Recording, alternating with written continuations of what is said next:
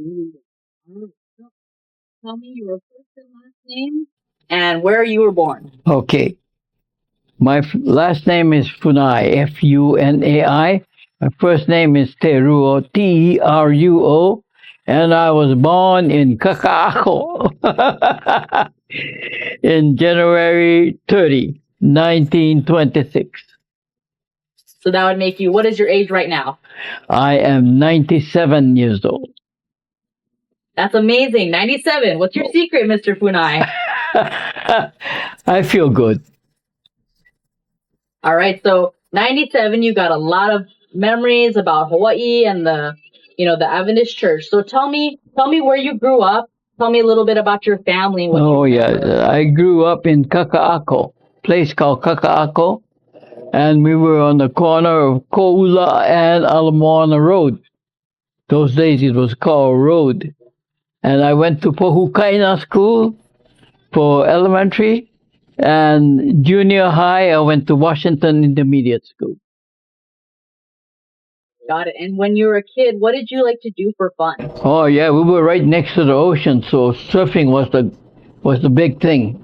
And there was a huge park right near the stone wall, what we used to call, and we used to play ball there. You played baseball. Baseball. Oh, what position you play? I was outfielder. Nice. Okay. And did you have siblings? Yes, I was the oldest of the family, and I have four sisters that came after me, and a brother. And two of my sisters are gone already, and my brother is also gone. So the only ones that are living are my two sisters, Violet, she lives in Honolulu, and Mabel, who lives in California. Got it. And what was it like growing up with so there you had five siblings then, yeah? Yes, What was it like growing up with six of you in the house? it's a battle and a march because it wasn't a large house, but we also had an aunt that lived with us, and an uncle that lived with us, and also a student at the university who lived with us. So it was a full house, and we had one, two, three bedroom. One bedroom was for my father and mother. One bedroom was for the sisters, and the third bedroom was for uh, uh,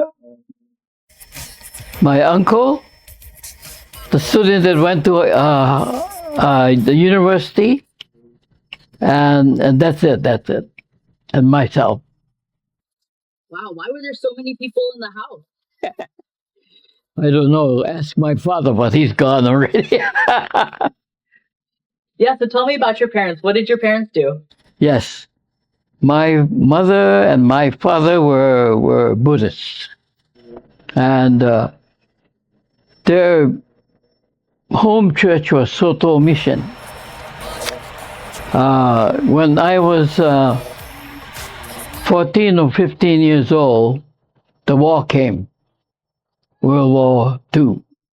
And I was a student at McKinley High School. And I was invited to join my friends at the Hawaiian Mission Academy. So I went there on my junior year. Wow, who invited you to HMA? Yes, there was Robert Chung, Sakai Kubo, Wilfred Tam, and maybe Tatsukimura. Oh, so good. You remember all the names. Not all, but remember some I of them remember today. some of them. So how did you know them? Where did you meet them? Okay. Sakai and Robert were classmates at Washington Intermediate School. And we met because of a teacher by the name of Dugan, Georgia Dugan. And she was one of our teachers, and we were in the same class. That's where we made our friendship. Very nice. Okay. So tell me about going to HMA. What was that like going your junior year, right? Yes, it was completely different from what McKinley High School was. But everybody was friendly, so it made good friends, even in a different school. And that's where I met a lot of my old friends who are probably gone already. But it was a good school time. What was different about going to HMA compared to McKinley? The classes were smaller for one thing, and the teachers were really friendly. And it's funny, but we used to make fun of the teachers' names, but it was a good school. Oh, you got to tell me now. What were some of the jokes you made about the names?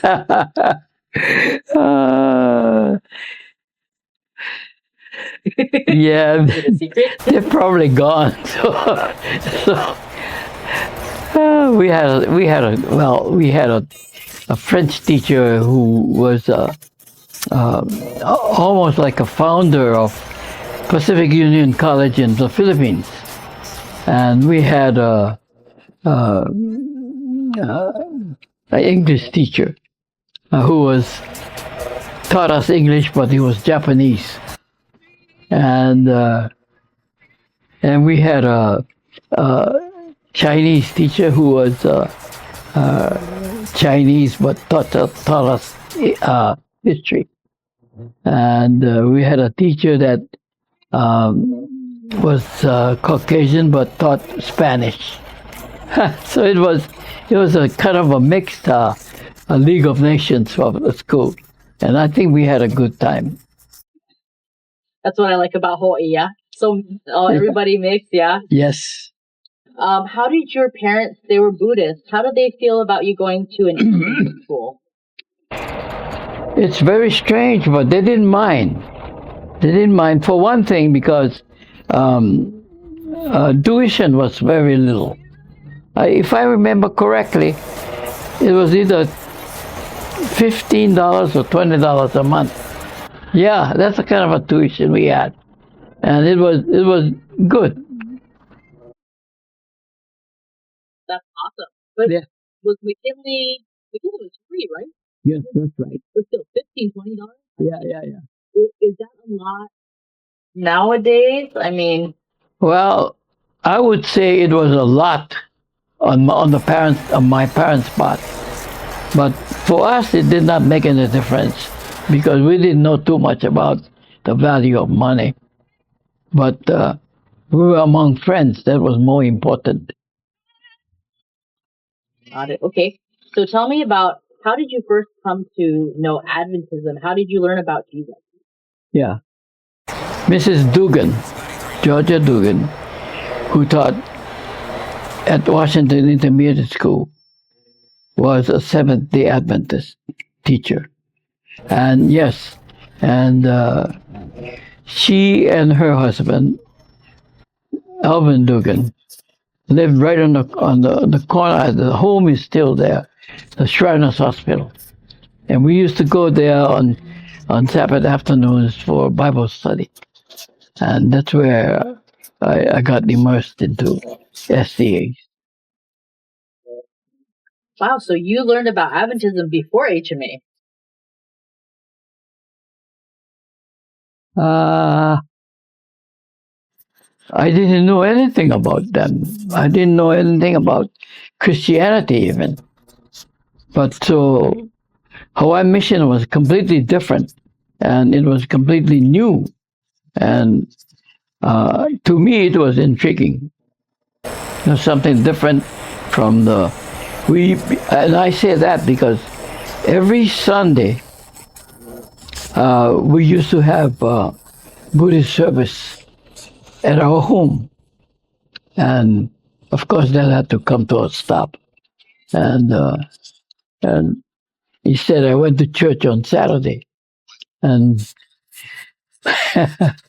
My father made fun because he said Saturday is the most important day for everybody, and here you're taking off. But he was fine. It was fine with both he and my mother. So you were the first Adventist in your family? Yes. Wow. Did the rest of your family become Adventist? One sister joined me in, I would say, 1943 or 44, and became an Adventist. But today she is uh, not an Adventist, but I think she still believes. But she goes to either a Baptist or Methodist church where she lives in California. Got it. What made you, as a young man, how did you decide to become Adventist instead of Buddhist? Well, for one thing, the Bible studies, and it kind of weans you away from the old school, and and my father and my mother, they were not against it, and so it encourages me to pursue what I was doing. Did you get baptized? Yes, I was baptized in April 10, 1943, at the Kiyomoku Street Church. It's no longer there. There's probably a bar or something like that there now. Oh, Mocha Street Church. Yeah, like there's Walmart and everything down Yeah, there. Kiyomoku Street Church used to be on the corner of Young Street and what is now Kiyomoku Street. So we call it the Kiyomoku Street Church. Nice. Okay. We were graduated there. We were married there. It was a good church. Ooh, that's the story I want to get to too. About how you before we get to that, one more thing about HMA. What did you learn about HMA that helped your faith? Like what about the education and the atmosphere? Well, all the teachers were Christians for one thing, and whatever they thought was Christ oriented. And like I say, we used to make fun of the teachers' names, but it was all in fun, and we had I would say it was a good time. I don't think I would have had the same experience in a public school. Yeah, we made jokes too, and I can't say them because the teachers are still around. But we loved all of our teachers at HMA. But you talked about the Kiyomoku Street Church and how you got married there. Yeah. Tell me about how you met Mrs. Funai. Through school. Yeah, it was through our school that we met. You met her at HMA? Yes. All right. Tell me about do you remember the first time you met her? I don't remember what. We used to, those days, the buses stopped running. If I'm not mistaken, either 6 o'clock or 7 o'clock. Because of blackout and all that. Everything was blackout those days. And we used to walk home. I used to walk her home. And it was a long walk because from Makiki Street to where the City Hall is now, it's not quite 1 mile, but it's just pretty far. And I used to take her home, and then I would go straight home. That's nice of you. Yeah. Oh, the blackouts because of the war? Yes. Got it. So they would make everybody. All the windows were painted black. All the bulbs had curtains on it. Everything was blackout. Interesting. I'll ask you about that next. But yeah, so Mrs. Funai, you walked her home, and late at night. Is that when you started to like her? I don't know. This is what she said. All the time we walked home, you never held my hand. That's what she said. but it was a kind of a understood thing that we liked each other. Well, look how it turned out. You were married for so long, so it's so you didn't hold her hand all the time. But when did you when was like your first? When was your first date?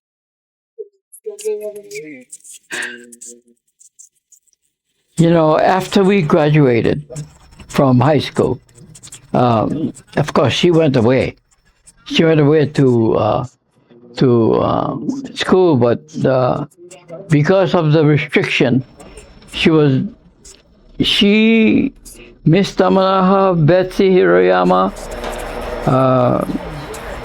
and some others, they were sent to Berrien Springs, Michigan, and that's when she entered. Those days it was called Emmanuel Missionary College, which is now Andrews, and it was a 4-year correspondence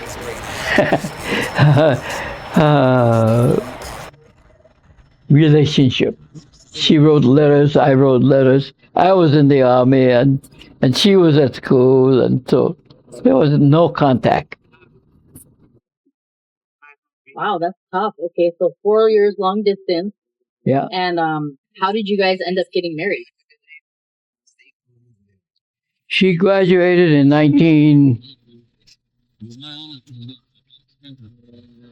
48? And this is what her father told me. "You son of a gun," he said. "I sent her to school. You take her away from me now." So in 1949 we were married. And she made sure that we did not forget our date of marriage. And it was my birthday. Hey, that's smart. That's how you. Yeah.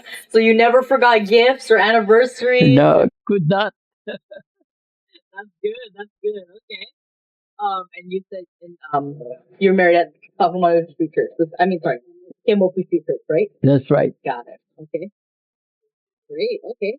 And so you were writing to her while you were in the war. Tell me about that. How did you end up in the military, and what did you do? Yes, when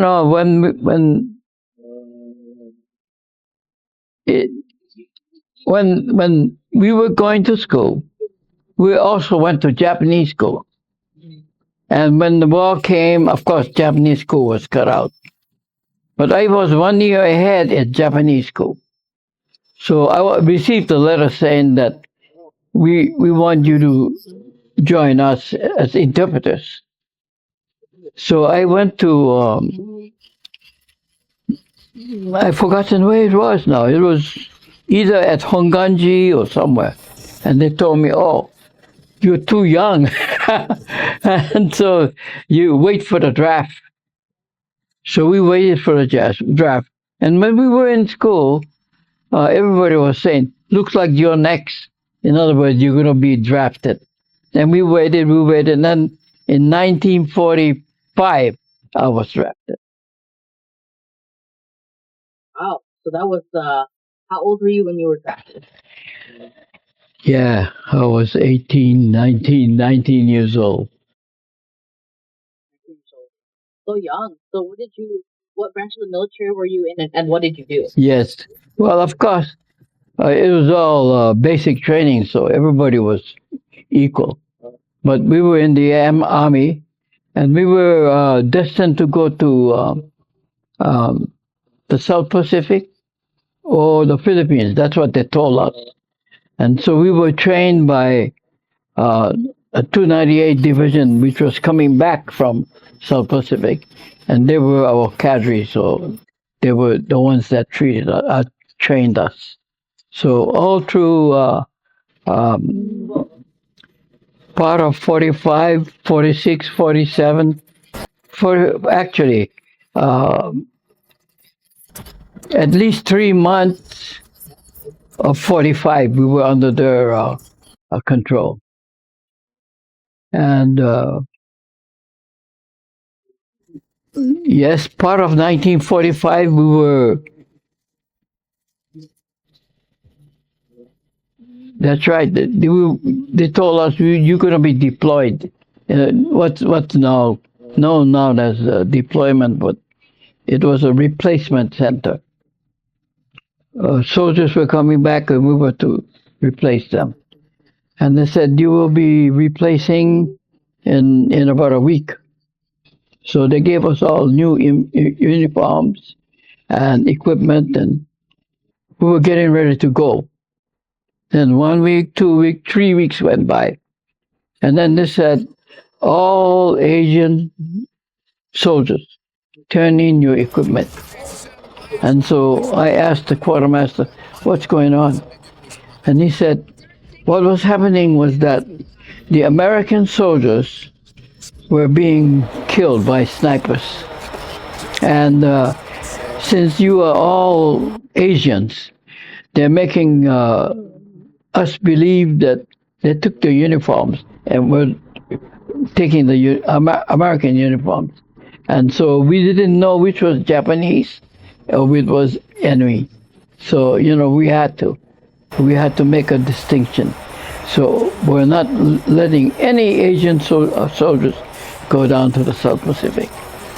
So in other words, we were spared, basically, because the war was over, but sniping was not over. And it's still going on. Because I met some people who came back, who were in the same rotation with us. And they said the war was not over. Interesting. So,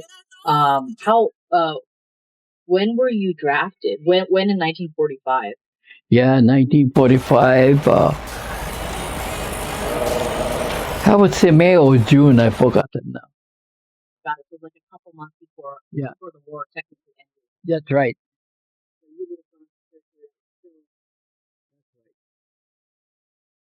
They didn't want you to go. They don't want soldiers of Asian descent to go because they were worried that the American soldiers, you were American too, but they were worried that they would think the white soldiers would think you're the enemy. Yeah. And might accidentally shoot you. Oh yeah. Even with an American uniform, they didn't think that would help at all? It didn't make any difference. As long as you were Japanese or Japanese anyway, they would shoot you. Make sure that you're not infiltrating the line of the Americans. So it's possible that your own soldiers could shoot you from the same side. When I think about it, we were really spared. It could have been us going out and getting killed. And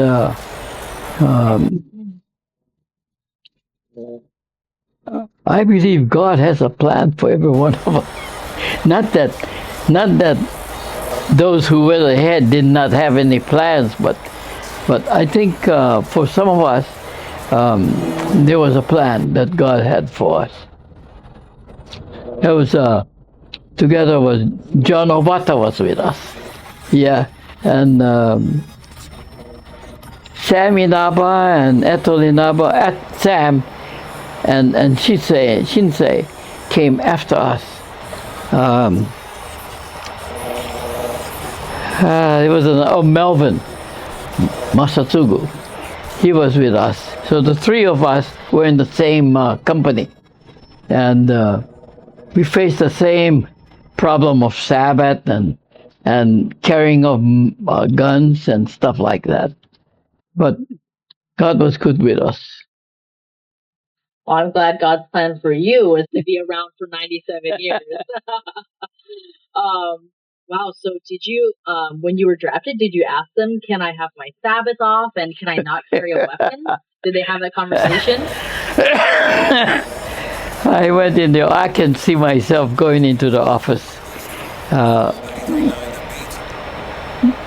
The company commander for our company was was a Caucasian, and he was brand new. And actually, he chased me out of his office. He said, "Do you know that we're in war? And you're asking for time off?" And so we had Elder Munson. Elder Munson's son was pastor at IAF for one time, but Elder Munson Senior was supposed to the chaplain for all the American soldiers of Schofield. Although we didn't see him, but he advised everybody who was Adventist. When you see, now they have a book of what you can do, what you can't do. But those days there wasn't any book. And he says, whatever you do, ask for the higher guy, next guy. So I asked Sergeant Palacio. I remember, nice silent sergeant. I said, I want to see the adjutant. And he said, okay, I'll make arrangements. And about a week went by, and he said, okay, you're going to go see the adjutant. So the three of us, Melvin and John and myself, we went to see the adjutant. It wasn't the adjutant. It was the company commander. And his name was Lansing. And he listened to us and he said, okay, I understand. But he understood us more than what we thought. And I'll tell you why. Because that weekend, I received an okay to go on a pass. So we went to church. I was a member at Central at that time. And when we got to Central, Lele Hua and Danette, who came with their mother to the church, was a member at Central. And Lele Hua came up to me and she said smilingly, my father said that there's some hard-headed Adventists. What I didn't know was this was the major's wife and children. And that's why we got our pass. And he gave us pass all through the training time. Yes, but Major Lansing, I don't know whether he was a Christian at that time, but later I understand he went on to become a pastor of some Baptist church. Yeah. So that's why I said, God has a plan for all of us. Yeah. That's amazing, Mr. Funai. So the major that you went to, Major Lansing, was married to a member of Central. That's right. Yeah. And the daughter made fun of us. I think Lele Hua is still alive. I understand her sister, I think, passed away. Wow, that's some God work in your life, yeah? That's right. You know, he's there.